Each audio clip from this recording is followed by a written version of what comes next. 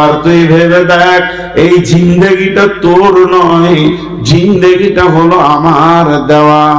এটা তুই খরচা কর, আমার কোনো দুঃখ নাই।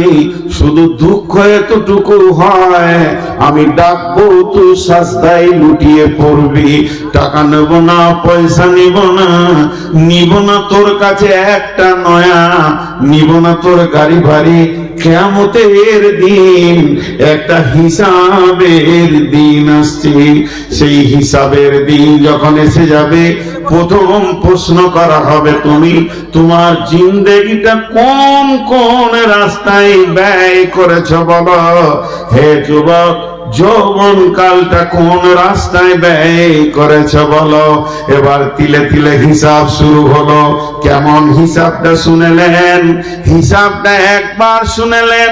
আমি মানুষ, আমি যদি আপনাদেরকে বলি হিসাবটা কেমন, বলে প্রতি ঘন্টায় 60টা মিনিট আছে, প্রতি মিনিটে 60টা সেকেন্ড আছে।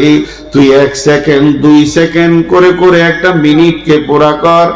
একটা মিনিটকে পুরা করে তুই 2 মিনিট করতে করতে 60 মিনিট একটা ঘন্টা কর। একটা ঘন্টা যখন পুরা হবে, তখন তুই একটা দিনকে পুরা কর।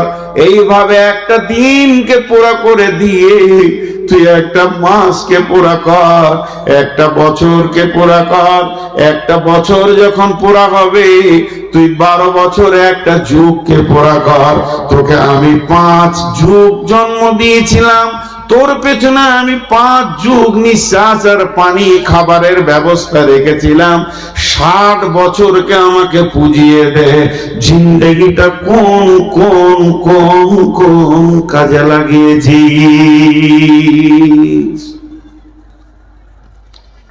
মাঝে একটা ছোট্ট কথা